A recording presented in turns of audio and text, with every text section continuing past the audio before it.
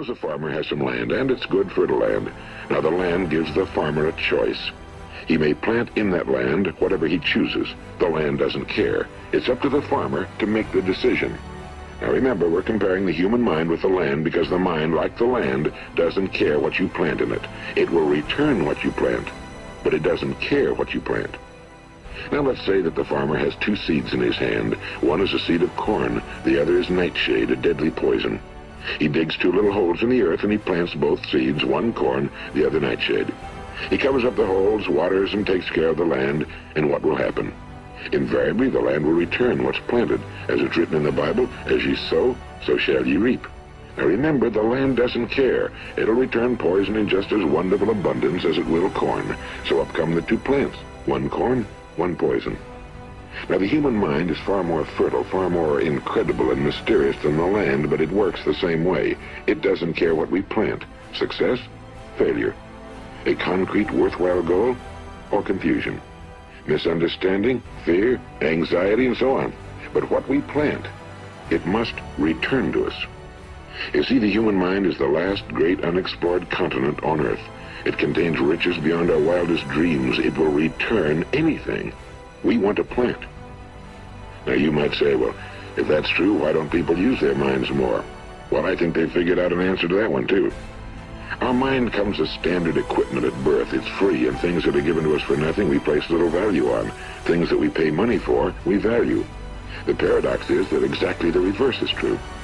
Everything that's really worthwhile in life came to us free. Our minds, our souls, our bodies, our hopes, our dreams, our ambitions, our intelligence, our love of family and children and friends and country, all these priceless possessions are free. But the things that cost us money are actually very cheap and can be replaced at any time. A good man can be completely wiped out and make another fortune. He can do that several times. Even if our home burns down, we can rebuild it. But the things we got for nothing, we can never replace. The human mind isn't used because we take it for granted. Familiarity breeds contempt. It can do any kind of job we assign to it, but generally speaking, we use it for little jobs instead of big, important ones. Universities have proved that most of us are operating on about 10% or less of our abilities. So decide now, what is it you want? Plant your goal in your mind. It's the most important decision you ever make in your entire life. What is it you want? You want to be an outstanding salesman? A better worker at your particular job? You want to go places in your company, in your community? You want to get rich? All you've got to do is plant that seed in your mind, care for it, work steadily toward your goal, and it will become a reality. It not only will, there's no way that it cannot. You see, that's a law, like the laws of Sir Isaac Newton, the laws of gravity. If you get on top of a building and jump off, you'll always go down, you'll never go up, and it's the same with all the other laws of nature. They always work. They're inflexible. Think about your goal in a relaxed, positive way. Picture yourself in your mind's eye as having already achieved this goal. See yourself doing the things you will be doing when you've reached your goal. These things we bring on ourselves through our habitual way of thinking. Every one of us is the sum total of his own thoughts. He is where he is because that's exactly where he really wants to be, whether he'll admit that or not.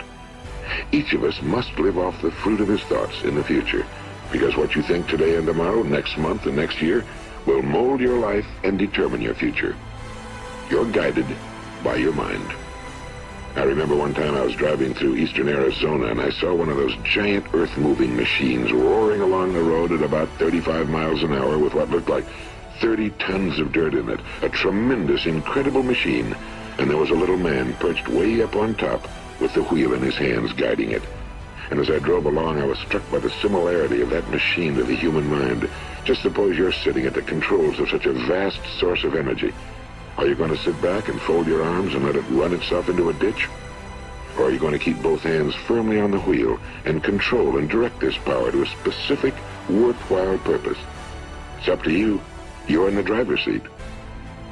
You see, the very law that gives us success is a two-edged sword. We must control our thinking. The same rule that can lead a man to a life of success, wealth, happiness, and all the things he ever dreamed of for himself and his family. That very same law can lead him into the gutter. It's all in how he uses it, for good or for bad. This is the strangest secret in the world. Now, why do I say it's strange, and why do I call it a secret? Actually, it isn't a secret at all. It was first promulgated by some of the earliest wise men, and it appears again and again throughout the Bible, but very few people have learned it, understand it. That's why it's strange, and why for some equally strange reason it virtually remains a secret. I believe that you could go out and walk down the main street of your town and ask one man after another what the secret of success is, and you probably wouldn't run into one man in a month who could tell you. Now, this information is enormously valuable to us if we really understand it and apply it. It's valuable to us not only for our own lives, but the lives of those around us, our families, employees, associates, and friends. Life should be an exciting adventure. It should never be a bore. A man should live fully, be alive. He should be glad to get out of bed in the morning. He should be doing a job he likes to do because he does it well. One time I heard Grove Patterson, the great late editor-in-chief of the Toledo Daily Blade, make a speech, and as he concluded his speech, he said something I've never forgotten. He said, "My years in the newspaper business have convinced me of several things. Among them, that people are basically good, and that we came from someplace, and we're going someplace. So we should make our time here an exciting adventure. The architect of the universe didn't build a stairway leading nowhere." And the greatest teacher of all, the carpenter from the plains of Galilee, gave us the secret time and time again. As ye believe, so shall it be done unto you. I've explained the strangest secret in the world and how it works. Now on this side I want to explain how you can prove to yourself the enormous returns possible in your own life by putting this secret to a practical test.